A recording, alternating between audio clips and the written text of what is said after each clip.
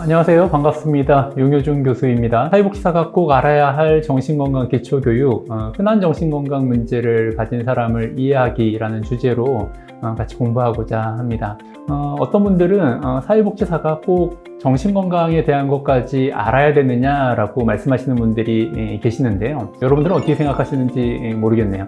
아마도 이 강의를 선택을 하셨다라고 하면 사회복지사들도 정신건강에 대해서 알아야 된다라고 생각하셨기 때문에 선택을 하지 않으셨을까 싶습니다. 보통은 우리가 정신건강복지라는 분야가 있어서 그 분야의 사회복지사들이 보통 정신건강 문제를 가진 분들을 만나게 되고 그분들의 문제를 함께 해결해 가곤 합니다. 그렇다면 사회복지사들이 정신건강에 대해서 알아야 될 이유에 대해서 우리가 조금 더 구체적으로 살펴보고자 합니다. 되도록이면 많은 사람들이 시설이나 병원이 아닌 자기가 살고 있는 집에서 그리고 또 이웃 사람들과 함께 보통의 그런 생활들을 영위할 수 있게 하는 데에 정책의 기조가 맞춰져 있기 때문에 많은 사람들이 지역사회에 거주할 수밖에 없고 그리고 또 그분들을 우리 사회복지사들이 만날 수밖에 없겠다라는 거죠. 거기에 더해서 이분들은 복합적인 욕구를 가지고 있습니다.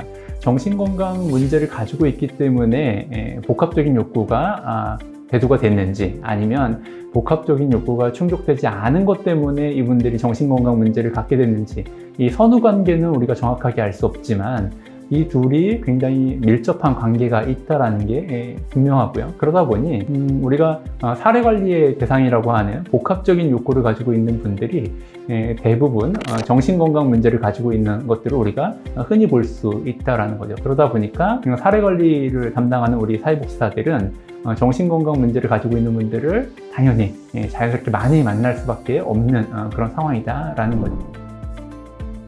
우리가 정신건강 문제에 대한 이해를 가지고 있는 것도 굉장히 중요하지만 다른 한편으로는 이분들이 가지고 있는 자원, 강점, 이분들이 잘할 수 있는 것, 이분들이 좋아하는 것, 이분들이 과거에 경험했던 성공적인 경험 이런 것들에도 우리가 초점을 맞춰서 이분들의 욕구를 실현해 가는 데 우리가 보다 더 긍정적인 요소로 반영할 필요가 있음에도 불구하고 많은 사회복지사들이 이분들의 강점에는 잘 관심을 두지 못하고 이분들의 증상을 어떻게 하면 제거할까 이런 부분에만 몰두하는 그런 경우들이 있다는 거죠. 그러다 보니까 본인들이 이 병에 대해서 인식하지 못하고 병식이 없는 분들을 만나게 되면 더 많은 어려움에 빠지게 되는 거죠.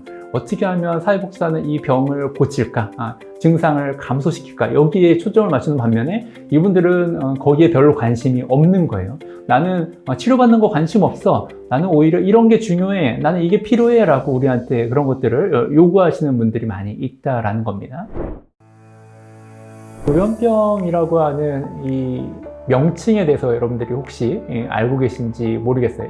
과거에는 이 조현병이라고 하는 이 명칭이 정신분열병 내지는 정신분열증, 영어로는 스키조프레니아라고 하는 병명으로 불려졌습니다. 근데 이게 2011년도에 이제 조현병이라는 이름으로 바뀌었거든요. 왜 바뀌었냐 하면 정신분열, 그러니까 분열이라고 하는 표현 자체가 굉장히 부정적인 뉘앙스를 가지고 있다 보니까 사람들이 이 병을 가지게 됐을 때 잘 인정하지 않으려고 하고 또 치료를 안 받으려고 하고 이런 모습들이 많다 보니까 이런 부정적인 뉘앙스를 조금 해소해보자, 조금 더 좋은 이미지를 가질 수 있게 그래서 이 병에 걸린 사람들이 치료에 잘 임할 수 있게 그렇게 한번 이름을 한번 바꿔보자 라고 하는 그런 노력들이 있었고 그 노력의 일환으로 이제 공모가 있었어요. 그래서 어떤 명칭이 좋겠냐라는 공모의 결과 조현병이라고 하는 이름이 이제 채택이 된 겁니다. 이 조현이라고 하는 건 어떤 의미가 있냐? 현악기 줄을 고른다라는 뜻이 있습니다. 그러니까 그러면서 같이 병행하시면 좋겠다 싶은 것은 요약, 중간중간에 요약을 한 번씩 해주시면 좋아요. 지금까지 이런 얘기를 해주셨는데 제가 이해한 게 맞나요? 라고 하면서 간단하게 요약하고 또 반영하고 지금 이런 얘기를 하시는 거죠? 라고 반영해 주시고 그러면서 쌍방향 대화를 촉진하기 위한 대화 기법들을 적극적으로 활용을 해주시면 좋겠습니다. 이렇게 하지 않으면 어떤 문제가 생기냐? 내가 이해할 수 없는 이야기를 막 지리멸렬하게 막 늘어놓고 있는 걸 계속 듣고만 있다가 시간만 쭉 그냥 계속 흘려보내는 그런 경우들이 있을 수 있다라는 거예요. 그러면 시간도 보내고 오히려 아무런 소득도 없이 돌아오는 그런 문제가 생길 수도 있기 때문에 중간에 끊으면 좋은데, 그럼 중간에 어떻게 끊냐 막 지리멸렬하게 이야기하고 있을 때 이야기를 좀 끊고 다시 원래 주제로 돌아와야 되잖아요. 그럴 때는 그러면 어떻게 이야기하면 좋을까요? 이게 생각보다 쉽지 않아요. 제가 초보 때에 되게 어려움을 겪었었는데 이 얘기를 쭉 듣다 보니까 중간에 좀 끊었으면 좋겠는데 어떻게 끊으려고 하냐면 중간에 쉼표가 있을 때, 잠깐 숨을 쉴 때 이때 끊으면 좋겠다라고 싶어가지고 언제 숨을 쉬나 해가지고 그 타이밍 맞춰서 들어가려고 하다 보니까 타이밍을 못 맞추겠는 거예요. 너무 숨도 안 쉬고 계속 얘기하고 계셔가지고. 그래서 어떻게 끊었냐면 나중에 이제 노하우를 알게 됐는데 그냥 타이밍을 잡으려고 하지 않고 그냥 훅 들어가는 거예요. 막 얘기하고 있을 때, 지리멸렬하게 막 얘기하고 있을 때 그냥 선생님 잠깐만요 라고 이야기하면서 말씀 중에 끊어서 죄송한데요, 지금 말씀하신 걸 제가 잘 정리가 안 돼서 이해를 못해서 그러니까 다시 한 번만 이야기해 주시겠어요? 내지는 지금까지 얘기하신 게 이런 얘기를 하신 것 같은데 제가 중간중간에 좀 끊어가면서 얘기할게요. 이런 식으로 타이밍과 무관하게 그냥 잠깐만요 선생님 이렇게 끊고 그냥 들어가시는 게 가장 수월한 방법이다 라고 하는 것들도 참고하시면 좋겠습니다. 심리행동적인 대응 요령들 몇 가지 살펴보겠습니다. 조치 상태에서는 외부 자극에 굉장히 민감하게 반응하는 모습을 보이기 때문에 어떤 생각이 들면 그냥 흘려버리는 게 가장 좋습니다. 어떤 생각 하나하나에 다 꽂혀가지고 반응하기 시작하면 행동이 너무 부산해지기 때문에 조증 환자들한테 흔히 많이 권고하는 것은 어떤 생각이 들면 그냥 흘려버려라 라고 많이 조언을 하고요. 또 새로운 일들을 벌이지 말고 또 새로운 장소에 가지 말아라 라고도 합니다. 그러니까 자극을 줄이는 것이 그만큼 중요하다는 거죠. 그래서 어디에 있든지 시각적인 자극, 청각적인 자극을 줄이는 게 중요한데 문제는 이런 자극이 없는 환경이 별로 없다라는 거예요.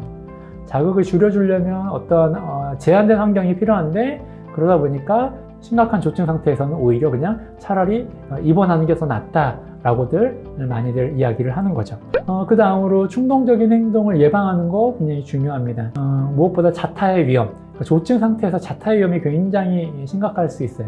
그래서 다른 사람에게 해를 끼치거나 예를 들면 폭력적인 그런 모습을 보이고 공격적인 그런 행동을 할 수 있기 때문에 그런 자타의 위험을 확인하고 다가올 그런 조증 사파에 대해서 미리 좀 대비할 수 있도록 조금이라도 어떤 내가 재발할 수 있는 여지가 있어 보인다 라고 하면 미리미리 약물을 좀 조정한다라든지 주치의와 상의한다라든지 이런 것들이 우선적으로 중요하고요. 인사이트가 있는 사람들은 그래서 사실은 어느 정도 내가 기분 에너지가 좀 올라가는 것 같다라고 하면 주치의한테 가서 이야기하면서 제가 조금 기분이 요즘에 좀 뜨고 있는 것 같아요. 좀 약 좀 조절해 주세요 라고 얘기하시는 분들이 되게 많아요. 근데 이런 것들을 인지를 하고 캐치하고 주치의하고 상의할 수 있을 정도만 돼도 사실은 큰 문제 없이 잘 지내실 수 있다라는 거죠. 근데 이런 인사이트가 없는 분들이 그냥 무방비 상태로 그냥 조증 상태에 노출이 되면 그러면 여러 가지 뒷감당하는 게 굉장히 어려울 수 있다라는 겁니다.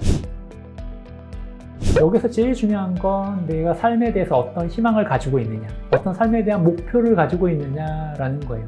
그러니까 한마디로 사람이 그 사람의 삶의 주인으로서 살아가고 있느냐라는 걸 중요하게 본다라는 거죠. 그렇기 때문에 증상에 완전히 매몰되어져서 증상에 압도되어져서 사는 삶이 아니라 내가 병을 가지고 있다라는 걸 인식을 하고 이해를 하고 그것을 극복해 나가기 위해서 노력하면서 살아가고 있다라고 하면 그 사람은 이미 회복되어져 가고 있다라고 본다라는 거죠. 이때 제일 중요한 건 믿음이에요. 그러니까 내가 분명히 회복의 여정을 걸어갈 수 있다라는 믿음. 또 하나 주변 사람들도 나를 바라보는 시선이 저 사람은 자신의 삶을 살아갈 수 있는 사람이야 라고 믿어주는 것. 또 그런 믿음을 바탕으로 한 관계, 그런 신뢰 관계를 가지고 있는 사람이 주변에 있느냐라는 거, 그거 되게 중요하다라는 거죠. 첫 번째, 어떤 접근들이 효과적이었냐, 도움이 됐냐라고 여쭤봤을 때 이런 이야기가 있었어요. 당사자를 편안하게 해주려고 노력했던 게 좀 도움이 됐던 것 같다.